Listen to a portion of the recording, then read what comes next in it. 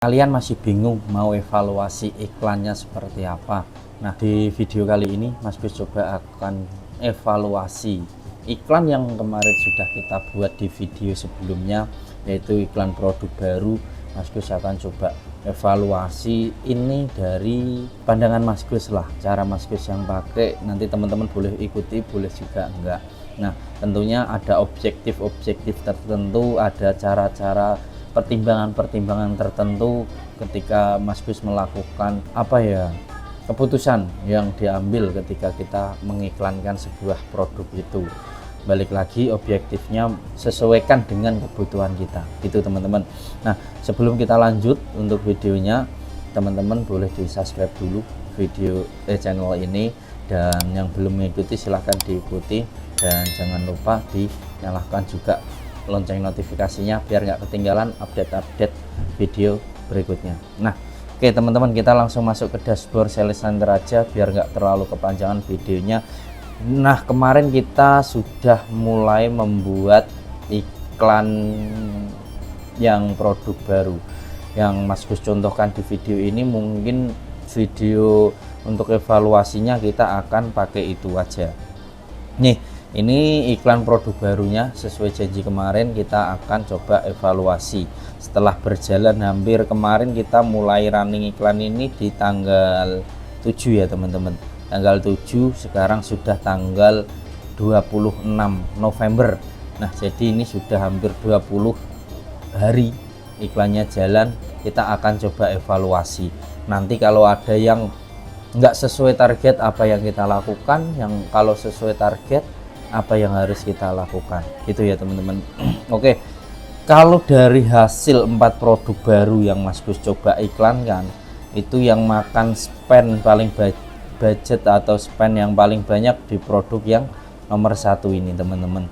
Nah, di sini itu dalam 1 bulan berarti 20 hari terakhir ini, karena ini kita ambil 1 bulan karena masih jalan 20 hari, berarti 20 hari ini perharinya 15.000 teman-teman, dan dia sudah makan sekitar 97.000 dan omsetnya cuma 145 kalau nggak salah.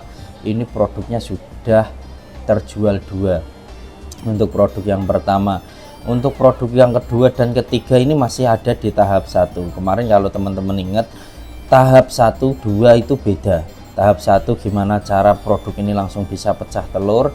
Kalau tahap 2 itu si sistem mempelajari bagaimana caranya lebih cepat lagi, mempercepat lagi untuk penjualannya lebih stabil atau penjualannya lebih banyak lagi. Itu untuk tahap kedua itu teman-teman. Nah, yang produk pertama ini sudah makan sekitar 97.000 dan hasilnya masih ROAS-nya masih di bawah target. Tentunya target Mas Gus di sini masih jauh sekali, karena di angka sekitar berapa ya teman-teman, 10-an kalau nggak salah kemarin sudah kita buatkan lagi.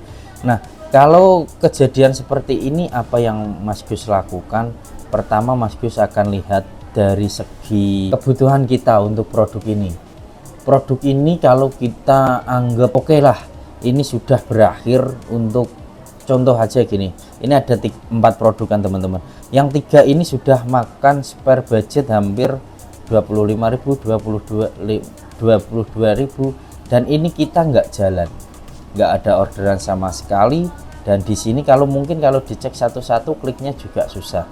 Nah, ini contoh aja lah, ini sudah makan 25, dia cuma dapat 23 klik, berarti kalau 25.000 hampir 1 kliknya ini 1.000 itu terlalu mahal, dan orderannya pun nggak ada. Kalau mahal tapi orderannya ada mungkin nggak apa-apa. Pertama kita cari yang jelek dulu teman-teman.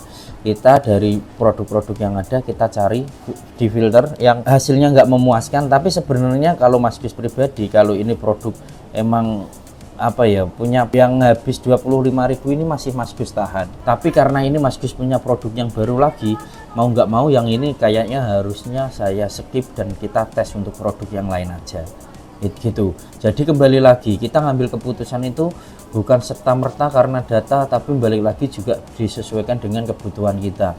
Kalau contoh 3 ini karena belum ada produk baru lagi, karena baru spend budget 22.000 dan 25.000 dalam 20 hari terakhir, kalau Mas Gus nggak punya produk baru, pasti ini nggak akan saya cut. Mas Gus akan biarkan, biar jalan dulu.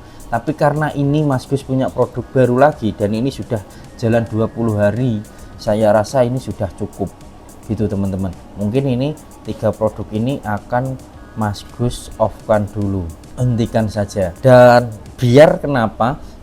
Biar yang produk yang satu ini exposure-nya lebih lagi teman-teman. Ini 3 sudah nonaktif, ini tinggal 1 aja karena ini sudah ada penjualan. Walaupun ini kita masih boncos, ini saya nggak merubah ROAS, nggak merubah yang lain, cuma mungkin budget yang hariannya berarti kan 60.000 ini jadinya, kan tadinya 15.000 dan ini 15.000 juga. Tapi kan kalau ini budget yang ini sudah nggak kemakan, nanti akan pindah ke sini, yang aktif tinggal ini.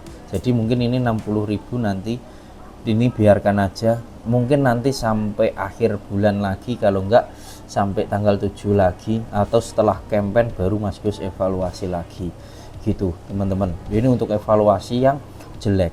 Sekarang untuk yang baik ini, yang hanya mungkin nggak begitu baik, tapi kita masih memerlukan ini untuk di boost lagi atau untuk ditingkatkan lagi. Caranya seperti apa Mas? Nah, contoh kayak gini, ini Mas Gus sudah keluar biaya 97.000 dengan omset penjualannya cuma 143. Produknya benar terjual 2 dan persentase kliknya ini juga masih rendah.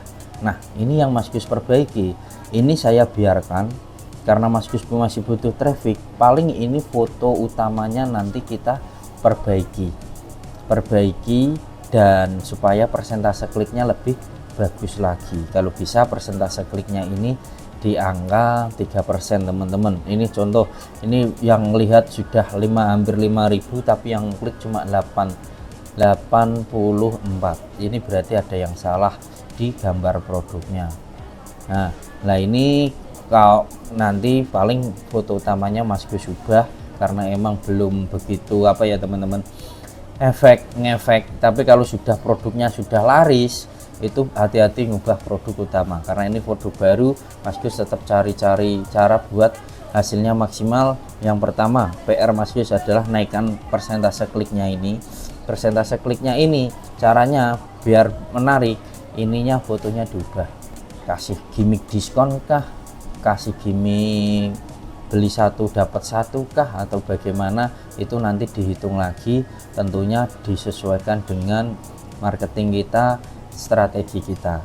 Itu yang jelas ini sudah kelihatan ada penjualan. Dan yang jelek di persentase kliknya. Persentase kliknya ini harus kita naikin dulu, itu dulu aja, nanti nggak usah mikir harganya gimana Mas.